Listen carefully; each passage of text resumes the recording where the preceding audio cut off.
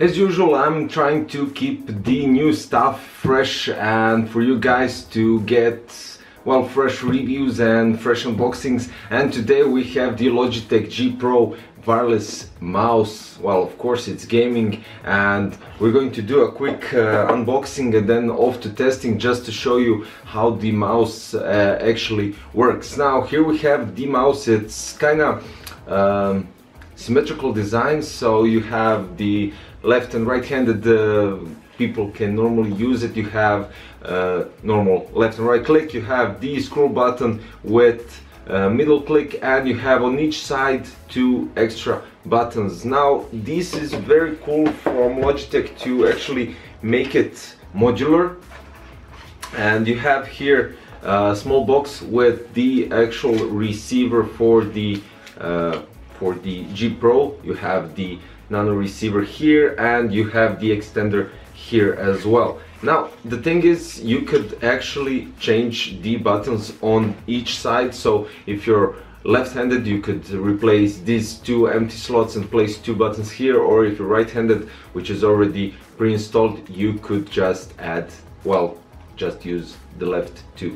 Now as for the stuff, you also have a special compartment here for the Nano Receiver that you could place below, and magnetic pull back just like that. You don't even have to switch it around or anything like that. Also you have the cable here, which is also the same as the G900 and G903, which is really cool. It's braided, and I don't have to show you, I mean, you've seen it in my past videos. It's actually the same, maybe a bit shorter, but it doesn't matter because it's braided. You could actually adjust it as you wish, and that's all there is to it, of course. Now, talking about all of this, I'm going to read the specifications for you guys so you know what you're looking at. Now also, the main thing is, well, one of the main thing is the G logo here on the G Pro mouse is actually RGB, so it changes colors and you can sync it with other your peripherals from Logitech with and through the Logitech gaming software, which is always cool. I mean, I have my G410, G900, G933 all synced into, well, orange color, of course, so everything in the setup looks the same. Now the mouse has 200 to 16,000 dpi, so you could actually adjust everything as you wish and how you play. It has the LIGHTSPEED technology, it has an optical sensor hero, and it's for the power play mouse mat. Now also the it has 0 smoothing, and max acceleration is somewhere around 40 G, and max speed is 400 IPS. Now what's else to durability of the clicks is 15 million clicks, and the PTFA range is 250 kilometers. Now the colors are approximately, as I said, 16.8 million, and default lightning is 48 hours. So with the default lightning, the battery life lasts up to 48 hours, and with the lightning turned off it goes to 54, but that's in constant everyday usage. Well, I would say 48 hours in one go, so if you turn it on and off, it might actually work longer, who knows, we'll have to try. Now, okay, let's connect it, let's play some games and see how the function goes. I mean, how does it respond, and does it fit in my hand? How does it work compared to the G900, as always, as I say? So let's go.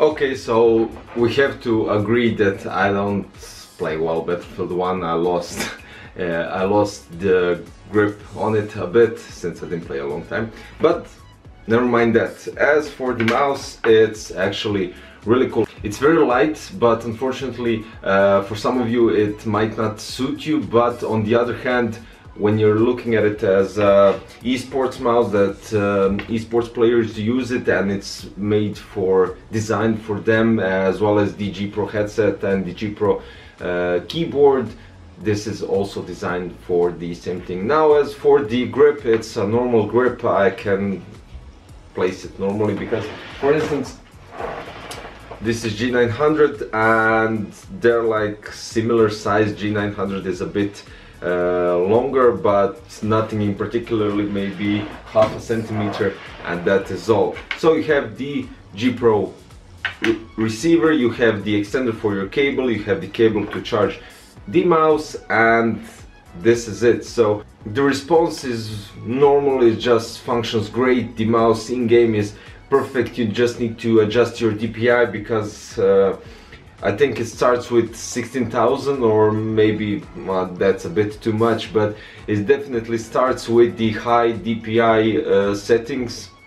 Definitely need to lower it.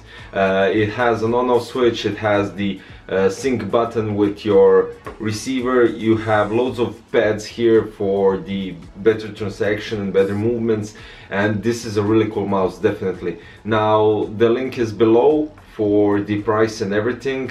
The price is a bit high on top, but I think it proves it.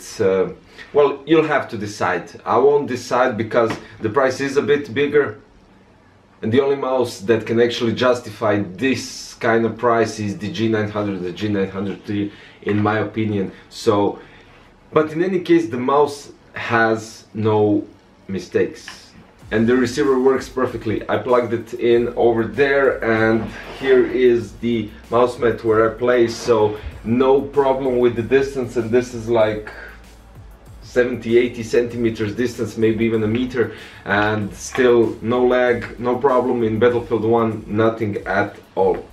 So guys, if you want to go with something a bit, I don't know, more lighter than the past models that I reviewed, but still high DPI, it's all up to you actually. So the mouse is great, it functions great, it has no problem at all. It's a magnificent mouse, just the price. So it's up to you to decide, and I'm going to leave it up to you if you want it or not. Now, of course, as usual, I'm going to ask you, don't forget to sub and like.